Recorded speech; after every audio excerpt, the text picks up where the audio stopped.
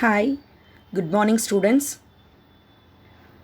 Today we are going to see the remaining second poem, that is Confessions of a Born Spectator. So, Unit 2, second poem, Confessions of a Born Spectator, which was written by Frederic Ogden Nash. Frederic Ogden Nash. So, already we have seen the first two stanzas.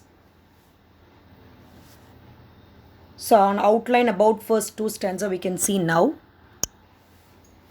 See, we have said that the word confessions mean the author, the speaker, that is our Frederic Ogden Nash, accepts some point. He accepts that I am just only born as a spectator and I am not an athlete. So that is referred as confession. Then what is meant by spectator? Spectator is the audience or onlooker. So just he wants to be an audience and not to be a player. So that was the title. So in the first stanza, so the most important word is jockey. Jockey means horse rider. So some persons have an inborn talent through their birth. They have some inborn talent. So in such cases, each persons differ in their talent. So one may become a horse rider, one may become a basketball player, or one may become a hockey player, and some person will hate to enter into that prize ring. So in first stanza, see the third line, prize ring. What is the meaning of that prize ring? Boxing area. So prize ring, what does it mean? Boxing area. So where the boxing matches are fought. So the area will be enclosed by rings. So that is why it is referred as prize ring. Some person will hate to enter into that prize ring. It means that they don't like boxing. Apart from boxing, they like some other games. But some persons will approach in the center of that boxing area. So that is referred as tackle. First stanza. See the fourth line. Tackle. So some will approach in the enclosed area of boxing. It means that they like boxing. So each person differ in their talent. That is the point given in the first four lines of the first stanza. So what is the last two lines? So saying the different talents of each person, he is admitting that, so I am very happy that I am not such kind of players and those players are not like me. What is me here? Frederic Ogden Nash, and now he is here a spectator. He is not an athlete or a player or a boxer. So he is merely a spectator and he is very happy about that he is a spectator and not like those players. So this is given in the first stanza outline. Now we can get into the second stanza. So in second stanza he have started that with all my heart, wholeheartedly, I admire, I loved and respected the athletes. So first he is admiring the athlete, the first point. Second thing, these athletes play for two things. One is for fun, just to entertain the audience. Second one is for hire. In order to earn money, they will be hired by somebody. So these two things. So poet admire whom? The question. So answer will be athletes. So athletes sweat for what? Abdina, fun or hire. And these athletes enter into the field in gaudy pomp. What is meant by gaudy pomp? Showy dress. And they will injure each other. What is the meaning of maim? Injure. Maim, injure. And they injure each other by playing in a rough way. Romp. And maim each other as they romp. Romp means playing in a rough way. And by seeing all these, I think that the last two lines of the second stanza, my, the poet's limp. Limp means weak. And the bashful, unwilling spirit. His spirit is weak and unwilling. So as I am physically weak and mentally very shy, so I cannot play in the field of that athletes.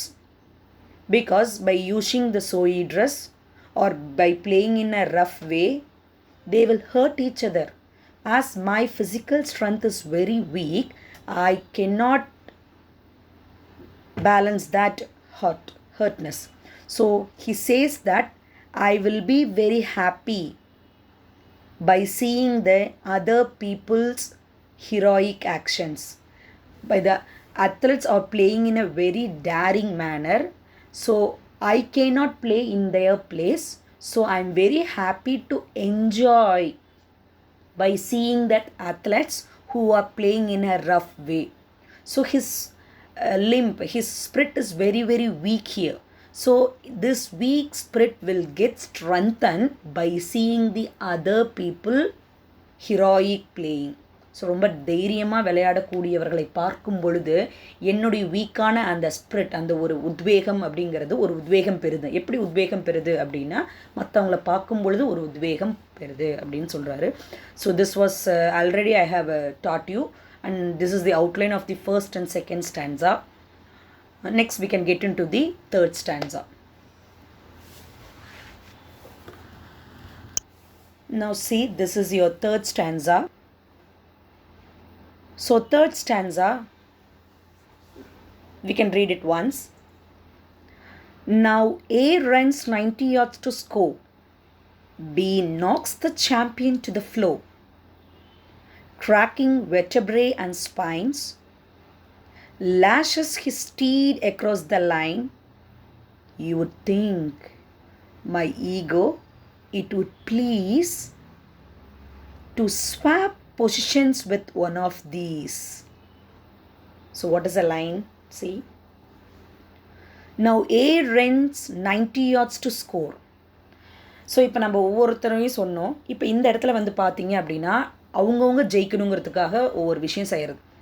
இப்போ running ஓடுறாங்கன்னு வச்சுக்கோங்க. அந்த ஏ அப்படிங்கிறது ஒரு just, இப்போ நம்ம maths எல்லாம் படிப்போம் இல்லையா, just assume it as B X Y, அந்த மாதிரி இங்கே ஏபிங்கிறது அந்த பிளேயர் ரெஃபரன்ஸ் கொடுக்குறாரு அவர். நேம்ஸ் எதுவும் கொடுக்காம ஜஸ்ட் ஒருத்தர் வந்து என்ன பண்ணுவாங்க, நாம் தான் ரன்னிங்கில் ஸ்கோர் பண்ணணும்னு நினைப்பாங்க. இங்கே யார்ட்ஸ் அப்படின்னு ஒரு வேர்டு இருக்குது, 90 yards. அந்த யார்ட்ஸ்னால் என்ன அர்த்தம்? Underline. A measurement equals to 3 feet. A measurement equals to 3 feet. So 90 அடி ஓடணும் அப்படின்னு அவர் பயங்கரமாக வந்து நாம் வந்து ஃபீட் கணக்கிடுவோம், 1 அடி 2 அடி 3 அடின்னு சொல்லுவோம். அந்த 3 அடியை தான் யார்ட்ஸ் அப்படின்னு அங்கே சொல்லுவாங்க அமெரிக்காவில். So 3 feet is equal to 1 yard. அப்போ 3 அடி அப்படின்னு நம்ம சொல்கிறோம், ஒரு யார்டு 3 அடி. அப்போ அங்கே 90 யார்டு ஓடணும். ஸோ 90 yards ஓடினா தான் நம்ம ஸ்கோர் பண்ண முடியும். ஸோ அப்போ ஒருத்தன் வந்து அந்த ரன்னிங்கில் அச்சீவ் பண்ணணும் அப்படின்னு நம்ம நினைப்பான். செகண்ட் பாருங்கள், he knocks the champion to the floor. So ஒருத்தன் வந்து பார்த்தீங்க அப்படின்னா he knocks another person to the floor. அப்போ இது பாக்ஸிங்கில் ஒருத்தர் அடித்து கீழே தள்ளுறது. ஸோ எப்படி? Cracking vertebrae and spines. இந்த வெர்டப்ரே அண்ட் ஸ்பைன்ஸ்னால் என்ன அர்த்தம்? இங்கே முதுகெலும்புகள். இந்த வெர்டப்ரேனா நம்மளுக்கு நல்லாவே தெரியும், நடுமுதுகுத்தண்டு. ஸ்பைன்ஸ்னால் என்ன அர்த்தம்? இந்த ஸ்கல், நம்மளுடைய மண்டை பின்புறம் கழுத்து பகுதியில் பின் கழுத்துன்னு சொல்கிறது. நம்மளுடைய மண்டை ஓட்டிலேருந்து கீழே இருக்கக்கூடிய அந்த முதுகெலும்பு தண்டு, அந்த இதுதான் வந்து ஸ்பைனல் கார்டு அப்படின்னு நம்ம சொல்லுவோம். ஸோ இதெல்லாம் உடையிறளவு ஒருத்தர் கீழே அடித்து தள்ளி ஒருத்தர் ஜெயிக்கணும்னு பாக்ஸிங்கில் இருக்கிறது ஒன்று. செகண்ட். தேர்ட் திங் பாருங்கள், lashes his steed. ஸோ இந்த வெட்டப்ரே அண்ட் ஸ்பைன்ஸ் எழுதிக்கோங்க அண்டர்லைன் பண்ணி. Series of bones in the backbone. So back போனில் இருக்கக்கூடிய சின்ன சீரியஸ் நிறைய அடுக்கடுக்காக இருக்கும் அப்படியே போன்ஸ். நான் அது உங்களுக்கு பிக்சர் காமிக்கிறேன் அப்புறம். முதுகெலும்புகள் அப்படின்னு சொல்லலாம். ஸ்பைன்ஸ்னால் ஸ்பைனல் கார்டு, அதான் ஸ்கல்லுக்கும் அந்த கீழே இருக்கக்கூடிய அந்த பேக் போனுடைய சென்டர் பார்ட் தான் spine.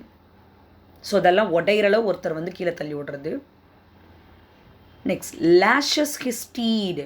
lashes, underline the word, beat with a whip. lashesனா என்னது? beat with a whip. WHIP, whip அப்படின்னா ஒரு சாட்டையால் அடிக்கிறது. நம்ம இந்த குதிரை பந்தயத்தில் பார்த்தீங்கன்னா அப்படியே அடின்னு அடித்து அது வேகமாக போகணும் அப்படிங்கிறதுக்காக தான் ஸ்டீட் அப்படின்னு சொல்லியிருக்காங்க பார்த்தீங்களா. ஸ்டீட்னா a large strong horse. lashes his steed அப்படின்னா he beats his large and strong horse to cross that line. across the line என்ன ஒரு அந்த பர்டிகுலர் லைன் இருக்கும், அந்த லைனை போய் நாம் தான் ஃபஸ்ட்டு தாண்டினா தான் அந்த குதிரை ஜெயிச்சதாக அறிவிப்பாங்க. ஸோ அந்த லைனை க்ராஸ் பண்ணுறதுக்காக தன்னோட குதிரையை பயங்கரமாக அடித்து ஓடிக்கிட்டு இருப்பான் ஒருத்தன். ஸோ ஒவ்வொருத்தரும் அவங்கவுங்களுடைய இடத்துல சாதிக்கணும்னு வெறித்தனமாக இருக்காங்கன்னு அவர் சொல்கிறார். அப்போ கண்டிப்பாக இந்த 3 விஷயத்தினுடைய ரெஃபரன்ஸ் என்ன சொல்லுது அப்படின்னா அவங்க அங்கே ஜெயிக்கிறாங்கன்னு அர்த்தம். ஸோ ஜெயிக்கும்போது அவங்களுக்கு ஒரு பேர் புகழ் எல்லாமே கிடைக்குது, அத்தனை பேர் அவங்கள பாராட்டுறாங்க. இது எல்லாத்தையும் பார்க்கும் பொழுது ஆத்தருக்கு என்ன தோணுதுன்னா, நாமளும் அந்த இடத்துல இருந்திருந்தோம்னா நம்மளும் நல்லா சாதிச்சிருக்கலாம், நம்மளும் 4 பேர்த்து பாராட்டிக்கலாம், நம்மளும் பேரும் புகழோடு இருக்கலாம்னு தோணுமா. அதுதான் நெக்ஸ்ட் லைன் பாருங்கள். You would think my ego. ஈகோனா இங்கே ஐடியா ஆர் ஒப்பீனியன், நம்மளுடைய அந்த உள் ஒரு கருத்துன்னு சொல்கிறது. இட் வுட் ப்ளீஸ், அந்த உள்ளே இருக்கக்கூடிய ஒரு என்னுடைய அந்த ஒரு ஈகோ எனக்குள்ளே ஏன் நாம் அங்கே இருக்கக்கூடாதா அப்படின்னு நம்மளுக்குள்ள ஒரு ஒப்பீனியன் வந்து ரொம்ப ஹாப்பியாக இருக்குமா. எப்போ அப்படின்னா இட் வுட் ப்ளீஸ்னால் என்ன அர்த்தம்? ஹாப்பி. அந்த இட்டுனா என்ன மீனிங்? நம்மளுடைய ஈகோ, நம்மளுடைய அந்த பாயிண்ட். ஸோ அதனால தான் சொல்லுவாங்க ஈகோ பிடிச்சிருக்காதுன்னா உன்னோட பாயிண்டில் நீ இருக்காது அப்படின்னு அர்த்தம். So you'd think my ego. இங்கே யூங்கிறது யாருன்னா ரீடர்ஸை சொல்கிறார் அவர். நீங்களாம் என்ன நினைப்பீங்க அப்படின்னா என்னோடய ஈகோ என்னுடைய பாயிண்ட்டு அந்த இடத்துல நானும் இருந்திருந்தேன்னா நான் ரொம்ப சந்தோஷப்படுற மாதிரி. To swap positions with one of these. Swap underline பண்ணிக்கோங்க. எக்ஸ்சேஞ்ச். ஸ்வாப்னா என்னது? Exchange positions. இங்கே பொசிஷன்னா என்னென்னலாம் சொல்லுவாங்க? வித் ஒன் ஆஃப் தீஸ்ன்னு கொடுத்துருக்காங்க. அந்த தீஸ் என்னென்னவா இருக்கலாம்? ஒன்று ரன்னிங்கில் இருந்திருக்கலாம், இல்லை பாக்ஸராக இருந்திருக்கலாம், இல்லைனா அந்த குதிரை பந்தயத்தில் ஜெயிச்சோன்னா இருக்கலாம். ஏதோ ஒரு இடத்துல நாம் அந்த இடத்துல இருந்தால் நல்லா இருக்குமேன்னு தோணும். நீங்கள் அப்படி தான் நினைப்பீங்க. அதை பார்த்து அப்படி வியந்து ஆச்சரியமாக நான் பேசுகிறதெல்லாம் பார்க்கும் பொழுது ஏன் நீங்கள் அந்த இடத்துல இருந்திருக்கலாமே அப்படிங்கிற எண்ணம் உங்களுக்குள்ளே வருதான்னு என்னை பார்த்து நீங்கள் கேட்கலாம். ஆர் யூ ரீடர்ஸ் அப்படின்னு அர்த்தம். சொல்கிறது புரியுதுங்களா? A person runs 90 yards to score, it means he is going to be a winner, and some person will knock somebody's vertebrae and spine and thrash him on the floor and he becomes the winner in the boxer. Third thing, he beats his horse to cross the line and to become a winner. So they are all aiming to win that part. So in that case, you readers will think that whether the author also has the opinion to play such roles. அந்த மாதிரி இடத்துக்கு நானும் போகணுங்கிற எண்ணம் எனக்குள்ளே இருக்கான்னு உங்களுக்குள்ளே தோணும் கண்டிப்பாக. அப்போ அவங்க நம்மளோட மனசுக்குள்ளே என்ன தோணும்?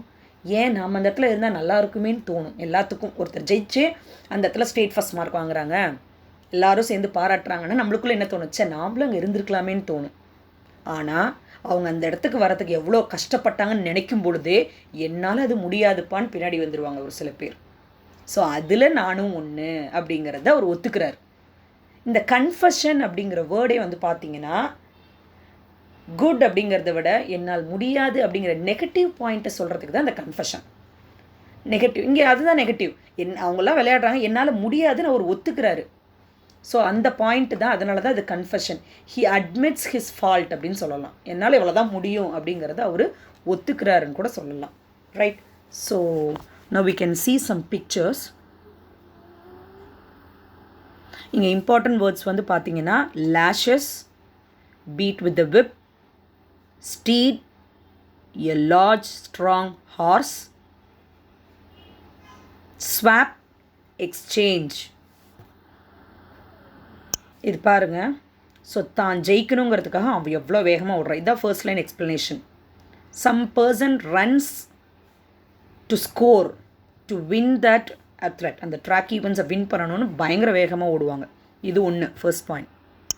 நெக்ஸ்ட் என்னது? He knocks the champion to the floor. ஒருத்தர் அப்படியே அடித்து கீழே தள்ளுறது. ஸோ இந்த மாதிரி அவங்கள தள்ளும் பொழுது இதுக்கு பேர் தான் நாக் அவுட். இந்த ஒருத்தர் கீழே கிடக்கிறாங்க இல்லையா, அவங்களால அதுக்கு மேலே எழுந்திரிக்க முடியலனா தான் பாக்ஸிங்கில் அதுக்கு பேர் என்னது? Knock out. அதனால தான் நாக்ஸ் அப்படிங்கிற வேர்டு அவங்க யூஸ் பண்ணியிருக்காரு. அவர் நாக் அவுட்னா அவரால் அதுக்கு மேலே எதுவும் முடியாது, he is out of that playing அப்படின்னு அர்த்தம். ரைட். நெக்ஸ்ட் பாருங்கள், அந்த கிராக்கிங் வெர்டபிரேன் பார்த்தோம், இதுதான் நம்மளுடைய முதுகெலும்பு, அது உடஞ்சிரும், அந்த அளவு மோசமாக விளையாடுவாங்களாம். So cracking the vertebrae and spines அப்படின்னு அர்த்தம். பாருங்கள், இதில் என்ன உங்களுக்கு தெரியுது? Lashes his steed across the line. தான் குதிரை ஜெயிக்கணுங்கிறதுக்காக அவங்க கையில் பார்த்தீங்களா ஒன்று வச்சுருக்காங்க, அதை வச்சு அதை அடித்து அதில் வேகமாக ஓட வைப்பாங்க. ஸோ இந்த மாதிரி ஒவ்வொருத்தவங்க அவங்களுடைய இடத்துல ஜெயிக்கணும்னு இருக்காங்க. அந்த மாதிரி ஜெயிக்கக்கூடிய இருக்கவங்களை பார்க்கும் பொழுது நீங்களாம் ரீடர்ஸ் என்ன நினைப்பீங்கன்னா, ஏதாவது ஒரு இடத்துல இந்த ஆத்தர் இருக்குன்னு நினைக்கிறாரோ அப்படின்னு உங்களுக்கு தோணும். ரைட். ஸோ இதுதான் உங்களுக்கு தேர்ட் ஸ்டான்ஸாவுடைய conclusion. Now we can see the fourth stanza. Right. பாருங்கள், இது ஒரு பிக்சர். இதில் பாருங்கள், அந்த நெக் பகுதி இருக்குல்லையா, அவன் பிடிச்சி அழுத்திட்டு இருக்கான் இல்லையா, அதுதான் ஸ்பைனல் கார்டுன்னு அர்த்தம். நம்மளுடைய பின் கழுத்து தான் ஸ்பைனல் கார்டு. இப்படி அடிக்கும்போது அந்த ஸ்பைனல் கார்டே அங்கே உடஞ்சிரும். ரைட். ஸோ அந்த மாதிரி, ஏன்னா பாக்ஸிங்கில் வந்து அந்த ரூல்ஸ் எல்லாம் அவங்க ஃபாலோ பண்ணவே மாட்டாங்க. அவங்க ஜெயிக்கணுங்கிறதுக்காக ரொம்ப ரொம்ப மோசமாக விளையாடுவாங்க. ரைட். பாருங்கள், இது ஒரு பிக்சர். இப்படி தூக்கி கீழே அடிக்கும் பொழுது நம்மளுடைய முதுகு தண்டுவட உடைய பல வாய்ப்புகள் இருக்குது. So there are many chances to break off that full vertebrae part. So அப்போ வந்து பார்த்தீங்கன்னா ரொம்ப முரட்டுத்தனமாக விளையாடுவாங்க பாக்ஸிங்கில். ரைட். ரைட். நெக்ஸ்ட் இந்த நம்மளுக்கு வந்து பார்த்தீங்கன்னா ஃபர்ஸ்ட் செகண்ட் ஸ்டான்ஸை முடிச்சாச்சு, தேர்ட் ஸ்டான்ஸை முடிச்சாச்சு. இப்போ ஃபோர்த் ஸ்டான்ஸில் நம்ம இருக்கிறோம். இந்த ஃபோர்த் ஸ்டான்ஸில் பாருங்கள், well ego it might be pleased enough, but jealous athletes play so rough. They do not ever in their dealings consider one another's feelings. I am glad that when my struggle begins twixt prudence and ego, prudence wins. Well, so last point நம்ம என்ன பார்த்தோம் third ஸ்டான்ஸால்? ஏதாவது ஒரு இடத்துல இருந்தால் நான் ரொம்ப ஹாப்பியாக இருப்போனோ அப்படின்னு நீங்கள்லாம் நினைப்பீங்க யூ ரீடர்ஸ். வெல், கண்டிப்பாக என்னோடய ஈகோ, என்னோடய ஒப்பீனியனும் அந்த ஜெயித்தவங்களோட இடத்துல, மெடல் வாங்குறவங்களோட இடத்துல, ப்ரைஸ் வாங்குறவங்களோட இடத்துல நானும் நிற்கும் பொழுது, நிற்கிறேன் அப்படிங்கிற ஒரு ஃபீல் வந்தாவே நிச்சயமாக I am very happy enough. Well, ego it might be pleased enough, it will be very happy. நானும் அந்த இடத்துல ஒருவனாக இருக்கிறேன் அப்படின்னு நான் நினச்சாவே உண்மையாகவே அது ஹாப்பி தான். ஆனால் நான் அந்த ஜெயிக்கிற இடத்துல போய் நிற்கணுன்னா நான் பல போராட்டத்தை பார்க்கணும். பல பேர் வெறித்தனமாக விளையாடக்கூடிய, மோசமாக அடித்து நொறுக்கக்கூடிய இடத்தில் இருந்து அவ்வளோ கஷ்டத்தெல்லாம் தாண்டி வந்தால் தான் என்னால் ஜெயிக்க முடியும். அப்போ அந்த கஷ்டத்தெல்லாம் என்னால் தாங்க முடியுமானா கண்டிப்பாக முடியாதுப்பா. நான் அங்கே போனேன்னா அவ்வளோதான், முடிஞ்சு என் கதை அப்படிங்கிறது தான் அவரோட பாயிண்ட். அதான் பாருங்கள், மேபி நான் அந்த இடத்துல இருந்தேன்னா ஐ வில் பி ஹாப்பி. ஆனால் but jealous athletes, jealous meaning enthusiastic, ரொம்ப ஆர்வமாக, enthusiastic, a more energetic person சொல்கிறோம் இல்லையா, அந்த மாதிரி அத்லெட்ஸ் எல்லாம் அந்த இடத்துல வெறித்தனமாக விளையாடுவாங்க. ரொம்ப ஆர்வமாக, ஐயோ நம்ம ஜெயிக்கணும்னு இருக்கக்கூடியவங்க. They play so rough. அவங்களோட போய் என்னால் போட்டி போட முடியுமானா முடியாது. நெக்ஸ்ட் பாயிண்ட், தேனாங்க யார்? Jealous athletes. அண்டர்லைன் பண்ணி எழுதிக்கோங்க. தேங்கிறது என்னது? இங்கே பாருங்கள், செகண்ட் ஸ்டான்ஸால் இருக்குது இல்லைங்களா, பாருங்கள் செகண்ட் ஸ்டான்ஸால் அந்த வெறும் அத்லெட்ஸ் அப்படின்னு சொல்லியிருப்பாங்க. அப்போ ஹூம் ஹி அட்மயர்னா அத்லெட்ஸ் அப்படின்னு சொல்லி முடிச்சுக்கிறது. ஆனால் இந்த இடத்துல தேர்ட் லைனில் they do not ever in their dealings அப்படின்னு சொல்லும் பொழுது அந்த தே யாருன்னா அத்லெட்ஸ்ன்னு சொல்கிறத விட ஜெலஸ் அத்லெட்ஸ்ன்னு தான் சொல்லணும். So that will score up you more mark when compared to other papers. That enthusiastic athletes are playing so rough, and when they are playing in a rough way they don't keep any rules. அதுதான் இங்கே point. they do not ever in their dealings. இங்கே டீலிங்ஸ்னால் என்னது? some activity in playing. So அப்போ இந்த இடத்துல டீலிங்னா என்னது? ஒரு deal இருக்கும், ஒரு அக்ரிமெண்ட் இருக்கும், இப்படி தான் விளையாடணும், அப்படி தான் விளையாடணும், இப்படி தான் ரூல்ஸ் இருக்கும். ஆனால் பாக்ஸிங்கில் சில நேரம் அந்த மாதிரி ரூல்ஸ் எல்லாம் ஃபாலோ பண்ண மாட்டாங்க. நாமளே நிறைய ரெஸ்லிங் மேட்ச் பார்த்துருப்போம், நிறைய பாக்ஸிங் மேட்ச் பார்த்துருப்போம். அதெல்லாம் வந்து பார்த்திங்கன்னா இருக்கிறத எடுத்துலாம் அடிப்பாங்க, உயிர் தப்பிச்சா போதுன்னெலாம் ஓடுவாங்க நிறைய பாக்ஸஸ். ஸோ அப்போ வந்து பார்த்திங்கன்னா இவ்வளோ ரஃப்பாக ப்ளே பண்ணும்போது கண்டிப்பாக அவங்ககிட்ட என்ன இருக்காது? ஒரு ரூல்ஸ் இருக்காது, அந்த அக்ரிமெண்ட்டை ஃபாலோ பண்ண மாட்டாங்க, அந்த டீலிங்கை அவங்க ஃபாலோ பண்ண மாட்டாங்க. அடுத்த லைன் பாருங்கள். Consider one another's feelings. ஐயோ நம்ம இவன் இந்த சேரை தூக்கி அடித்தா அவனோட மண்டை உடஞ்சிருமே அந்த ஃபீலிங் கூட இருக்காது. அவ்வளோ மோசமாக வெறித்தனமாக விளையாடுவாங்க. ஸோ அதுதான் இங்கே கன்சிடர் ஒன் another ஃபீலிங்ஸ். அப்போ இங்கே கன்சிடர்னால் நீங்கள் வெறும் கன்சிடர்னு எடுத்துக்கூடாது, ஃபர்ஸ்ட் லைன்லேருந்து வரணும் சார். தேர்ட் லைன்லேருந்து பாருங்கள். They do not ever in their dealings and consider one another feeling. அந்த டு நாட் ரெண்டு லைனுக்குமே பொருந்தும். அந்த ஜெலஸ் அத்லட் எந்த ஒரு ரூல்ஸையும் ஃபாலோ பண்ணவும் மாட்டாங்க, அடுத்தவங்களுடைய உணர்ச்சிகளை புரிந்து கொள்ளவும் மாட்டார்கள். அவங்க ஜெயிக்கணுங்கிறதுக்காக பயங்கர மோசமாக ரஃப்பாக விளையாடுவாங்க. அதுதான் பாயிண்ட். ஸோ இதெல்லாம் நினைக்கும் பொழுது I am glad, I am very happy that when my struggle begins. ஸ்ட்ரகிள்னால் என்ன? ஒரு போராட்டம். எந்த ரெண்டுக்குள்ளே போராட்டம் வருது பாருங்கள்.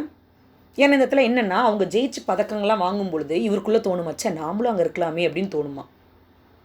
So there is a struggle, there is a fight between two things. அவரோட மைண்ட்குள்ளே என்னன்னு பாருங்கள். இந்த ட்விக்ஸ்ட் அப்படின்னு ஒரு வேர்டு இருக்கு இல்லையா, அண்டர்லைன் பண்ணிக்கோங்க. Simple meaning between. So there is a fight, there is a struggle begins between two things. One is prudence. ப்ரூடன்ஸ்னால் என்ன? விஸ்டம், அறிவு. என்னோடய அறிவுக்கும் ஈகோக்கும். அந்த ஈகோ என்ன சொல்லணும்? ஏன் என்னால் அந்த இடத்துல போய் ஜெயிக்க முடியாதுன்னு அந்த ஈகோ ஒரு திமிரை காட்டும். ஆனால் ப்ரூடன்ஸுங்கிறது நம்மளோட அறிவு. அறிவு நம்மளுக்குள்ளே என்ன சொல்லணும்னா, உன்னால் முடியாது, தயவு செஞ்சு நீ அங்கே போனேன்னா செத்தே போயிடுவேன், உன்னால் அவ்வளோலாம் போய் விளையாட முடியாது அப்படின்னு நம்மளுடைய அறிவு, நம்மளுடைய வைஸ்னஸ், அந்த விஸ்டம் வந்து நம்மளுக்கு சொல்லணும் என்னால் இவ்வளோ தான் முடியுங்கிற மாதிரி. ஸோ இது ரெண்டுக்குள்ளே சண்டை வருமா? இல்லை நீ போங்குது, இன்னொன்று இல்லை நீ போகக்கூடாது. அந்த மாதிரி ரெண்டுக்குள்ளே ஒரு சண்டை வந்து கடைசி எது ஜெயிக்குதான்? Prudence wins, the wisdom wins. So அந்த அறிவானது நம்மளுக்கு என்ன சொல்லுதுன்னா, அவங்கள போல் ரஃப்பாக விளையாடுற இடத்துல உன்னால் தாக்கு பிடிக்க முடியாதுன்னு சொல்லுது. ஸோ அதனால் நான் என்றைக்குமே ஒரு பிளேயராகவோ பாக்ஸராகவோ அத்லட்டாகவோ மாற விரும்பலை, நான் எப்பொழுதுமே ஒரு ஸ்பெக்டேட்டராகவே இருந்துக்கிறேன், ஒரு ஆன்லுக்கராகவே இருந்துக்கிறேன்னு சொல்லி அவர் முடிவு பண்ணுறார். Do you all understand? Right. So the overall point of it is that his ego is very happy to exchange position with that players. But if he exchanged the places with that players, he had to overcome all the injuries, all the struggles to play opponent of that rough players. So it is not in that matter, because he cannot manage or he cannot balance that rough playing manner. So there is a struggle between his wisdom and his ego. The ego says that you can also become a player, but wisdom, the wiseness says that you are just a spectator, you cannot play a rough manner with that athletes. So at last, the struggle between prudence and ego, which wins? The prudence wins, because the enthusiastic, the energetic athletes will play in a rough way, and they won't be in a following rules, and they don't consider other feelings. So in these three cases, surely our author cannot tackle these jealous athletes. So he wanted to be a spectator and not to be those rough playing athletes. So he conclude the point that, so இதுதான் அவர் ஏன் வந்து பார்த்தீங்க அப்படின்னா ஸ்பெக்டேட்டராக இருந்திருக்கேன் அப்படிங்கிறத ஒத்துக்கிறாருன்னா, இதெல்லாம் என்னால் முடியாது, அந்தளவு எனக்கு உடல் ரீதியாக சத்து இல்லை, அந்தளவு ஃபிசிக்கலாக ஸ்ட்ரென்த் இல்லைன்னே அவர் நெக்ஸ்ட் ஸ்டான்ஸால் ஓப்பனாக அவர் உங்களுக்கு சொல்வார். Right. So with this we complete the fourth stanza. பாருங்கள், இதெல்லாம் பாக்ஸிங்கில் எவ்வளோ மோசமான ஒரு ட்விஸ்ட் அண்ட் டர்ன். இது எல்லாத்தையும் தாக்கு பிடிக்கிற அளவுலாம் கண்டிப்பாக எனக்கு ஃபிசிக்கல் ஸ்ட்ரென்த்தோ தைரியமோ இல்லை அப்படிங்கிறத he accept the point, right? Now, fifth stanza of the poem. This poem consists of 6 stanzas, and today we can complete after finishing our 5th stanza. Next session we can see the 6th and the figure of speech of this poem, right? So see the 5th stanza. When swollen eye meets gnarled fist, when snaps the knee and crack the wrist, when official dom demands, is there a doctor in the sands? My soul in true thanksgiving speaks for this modest of physic. So what does the lines refers? அவங்க எப்படி மோசமாக விளையாடுறாங்க அப்படிங்கிறத அவர் சொல்கிறாரு. பாருங்கள், ஒரு பாக்ஸிங்கில் when swollen eye meets gnarled fist. gnarled அப்படின்னு underline பண்ணிக்கோங்க. rough and twisted. rough and twisted. So ரொம்ப ரஃப்பாக அப்படியே கையை அப்படியே சுற்றி வளைச்சி குத்துனா எப்படி இருக்கும்? ஃபிஸ்ட்னா என்ன அர்த்தம்? நம்மளுடைய விரல்களை குறுக்கி வைக்கும் பொழுது அதுக்கு பேர் தான் ஃபிஸ்ட். அந்த பாக்ஸிங்கில் அப்படி தான் அப்படியே குத்துவாங்க. அப்படியே போய் நேராக அந்த கண்ணை குத்துனா அந்த கண் என்ன ஆகிடும்? வீங்கிடும். அதுதான் ஸ்வெல்லன். ஸ்வெல்லன்னா என்ன அர்த்தம்? அந்த இடத்துல வீக்குன்னு அர்த்தம். ஸோ இதுக்கு ஒரு இமேஜ் காமிக்கிறேன் பாருங்கள். பாருங்கள், இதுதான் கரெக்டாக அந்த லைனு. அந்த லைனுக்கான பிக்சரே இது தான். அவனுடைய அந்த ஃபிஸ்ட், அந்த கையை சுருக்கி அந்த கண்ணை குத்தும் பொழுது. ஸோ அதுதான் இங்கே ஸ்வெல்லன் ஐ மீட்ஸ் த gnarled fist. ஸோ அந்த gnarled fist ஆனது அந்த ஐயை போய் இடிக்கிறது. அப்போ எவ்வளோ மோசமாக அந்த இடத்துல உடச்சிக்கிறாங்க அப்படிங்கிற மாதிரி ஒரு பாயிண்ட், ரைட்? நெக்ஸ்ட் லைன் வந்துடலாம். Next line, when snaps the knee. snaps அப்படின்னா என்ன அர்த்தம்னா பிரேக். நம்ம மீனிங் மட்டும்தான் பார்க்குறோம். இந்த போயம் முடிஞ்ச உடனே இதனுடைய ஃபிகர் ஆஃப் ஸ்பீச் தனியாக பார்க்கலாம், right? So when snaps the kneeங்கிறது breaks and cracks the wrist. கிராக்னாலும் பிரேக் தான். முட்டி எலும்பு உடைக்கி நம்மளோட கை ரிஸ்ட்னா என்ன அர்த்தமா? மணிக்கட்டுன்னு அர்த்தம். அதனால தான் அதுக்கு பேர் ரிஸ்ட் வாட்ச். அந்த இடத்துல நம்ம வாட்ச் கட்டுறனால தான் அதுக்கு பேர் என்ன வாட்ச்? Wrist watch. அந்த மணிக்கட்டுன்னு சொல்கிறோம். அந்த மணிக்கட்டை உடைக்கிறது. ஸோ இது எல்லாமே நடக்கும் எதில்? பாக்ஸிங்கில். அந்த இடத்துல பாருங்கள், எப்பொழுதுமே பாக்ஸிங்காக இருக்கட்டும் இல்லை எந்த ஒரு பெரிய பிளேயிங்காக இருக்கட்டும், பயங்கரமாக விளையாடும் பொழுது கண்டிப்பாக அந்த இடத்துல எதை ஸ்பான்சர்ஸ் எதையும் பண்ணியிருப்பாங்க அப்படின்னா டாக்டர்ஸையும் அங்கே எப்போவுமே ரெடியாக வச்சுருப்பாங்க. ஒரு அவசரம் அப்படின்னா உடனே அவங்கள ட்ரீட்மெண்ட்டுக்கு எடுத்துகிட்டு போகிறதுக்காக. அவங்க இந்த மாதிரிலாம் உடச்சிக்கும் பொழுது இந்த பாக்ஸிங்கில் when official dom demandsனா want for, ask for அப்படின்னு சொல்லுங்க. கட்டாயமாக இருக்கணுங்கிறது அதுதான் டிமாண்ட்னா ஆர்டர் மாதிரி கட்டாயமாக இருக்கணும். the official domனா யார்? அண்டர்லைன் பண்ணிக்கோங்க. people in authority. அந்த பாக்ஸிங்க்கே அத்தாரிட்டியாக இருப்பாங்க. அதனுடைய அந்த ஓவரால் பார்த்திங்கன்னா அவங்க தான் எடுத்தே நடத்துவாங்க. So people in authority. So அதுதான் இங்கே officialdom. So people who are in authority, they will ask, they will demand, is there a doctor in the stands? அங்கே ஸ்டாண்ட்ஸ்னால் அந்த பாக்ஸிங் ஏரியாவில் டாக்டர் இருக்காங்க, தயவு செஞ்சு கூட்டிகிட்டு போங்க. ஸோ அந்த மாதிரி எல்லாமே அங்கே இருக்கும். அந்த ஏன் அவர் இதெல்லாம் சொல்கிறாருன்னா, அவ்வளோ அதாவது சும்மா அடிச்சுக்கலாம் மாட்டாங்களாம், டாக்டரை கூப்பிடுற அளவு அடிச்சுக்குவாங்களா. அதை பார்க்கும் பொழுது நம்மளுக்கு பயமாக இருக்குங்கிறாரு. யார்? நம்மளுடைய ஆத்தர். அதெல்லாம் பார்க்கும் பொழுது உண்மையாகவே இவர் யாருக்கு நன்றி சொல்கிறார் பாருங்கள். அதுதான் பாயிண்ட்டு. ஸோ ஃபிஸ்டால் கண்ணை வீங்க வைக்கிறதும், காலினுடைய முட்டி உடைக்கிறதும், நம்மளுடைய அந்த மணிக்கட்டுகளை உடைக்கும் பொழுதும் அப்படியே அந்த இடத்துல மேலே அத்தாரிட்டி பீப்புள் கத்துவாங்களா, டாக்டர் இருக்காங்களா, வர சொல்லுங்க அப்படின்னு கத்துவாங்களாம். நாம் அதை பார்க்கும் பொழுது அப்போ தான் ஒரு பெருமூச்சு விடுவாராம் இவர். ஏன்னா ஒரு செகண்ட் அவருக்கும் ஏன் நாம் அந்த இடத்துல இருந்தால் நல்லா இருக்காதான்னு தோணுச்சுல்ல. ஆனால் இப்போ அவர் என்ன பெருமூச்சு விடுறாருன்னா, என்னுடைய ஆன்மாவுக்கு, my soul in true thanksgiving speaks. என்னோடய ஆன்மா என்னுடைய உடல்கிட்ட பேசுனேன். ஏன்னா நம்மளோட உடலில் 2 தான். ஒன்று நம்மளோட ஹியூமன் பாடி, அதுக்குள்ளே இருக்கக்கூடிய உயிர், அதுதான் சோல். ஸோ என்னுடைய உள்ளே இருக்கக்கூடிய உயிர் சோல் பேசுதான். என்ன பேசுதான்? யார்கிட்ட பேசுதான்? அது என்னுடைய உயிர் என்னுடைய உடலிடம் பேசுதான், அப்பா நல்ல வேலை உடலானது ரொம்ப வீக்காக இருக்கிறனால நான் எதுக்கு போகலை, அந்த பாக்ஸிங்க்கு போகலை. மேபி என் உடம்பும் ரொம்ப ஸ்ட்ராங்காக இருந்து பாக்ஸிங் போயிருந்தேன்னா நானும் இவங்கள மாதிரி தான் கை காலெல்லாம் உடஞ்சி டாக்டருங்க தூக்கிட்டு போகிற நிலமையில இருந்திருப்பேன். ஸோ அதான் பாயிண்ட் பாருங்கள்.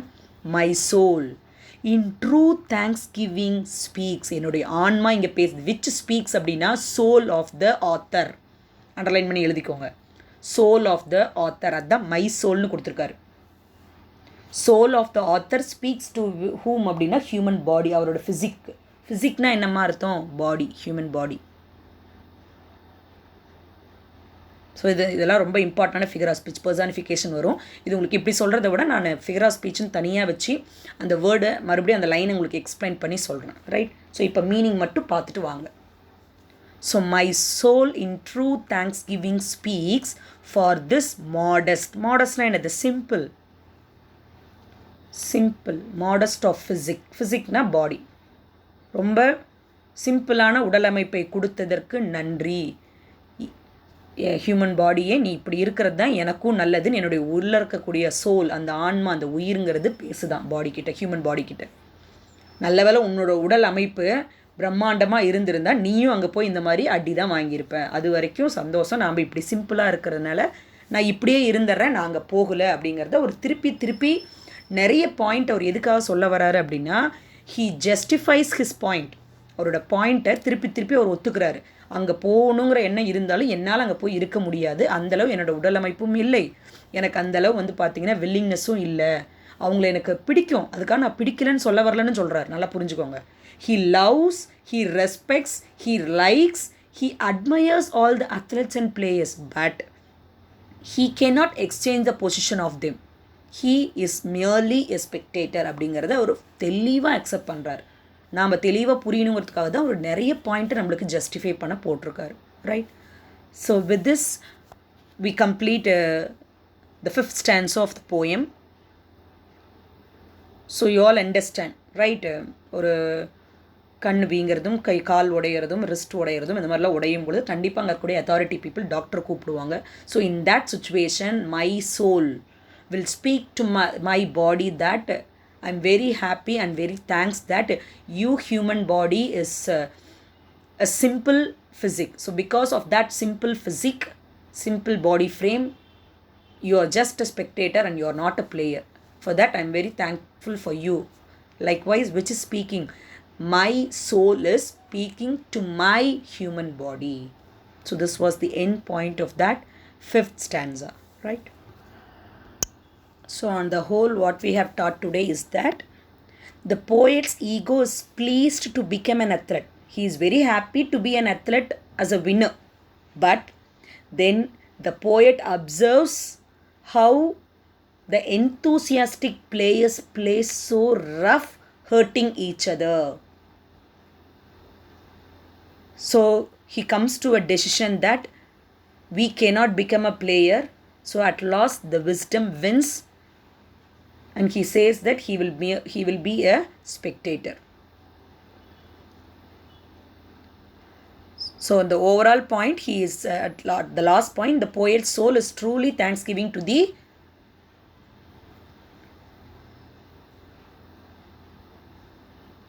human body, right?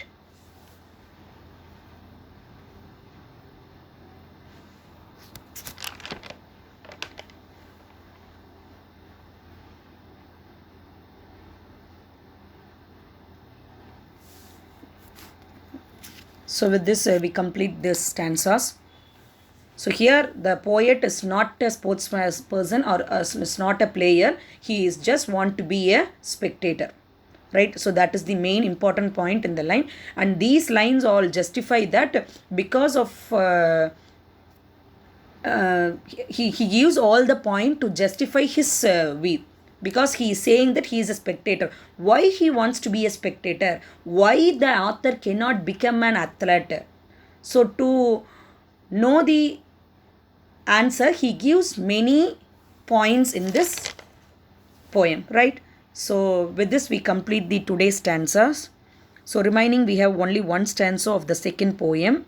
In the next session, we can see the last stanza and the overall outline of the poem. Next, the figure of speech of the poem Confessions of a Born Spectator. Thank you, students. And yesterday I have made call to many students and many of you have seen the video. So I thank all the students who have watched the videos, because as you are watching the video only, you are respecting your parents as well as teachers who are working hard for you and for your success. So many students have seen the video and few students have not yet seen the many videos. So please do watch it. Do not waste the time. So please use each and every valuable minute, right? So thank you, students. Thank you, and we can meet in the next session. Bye.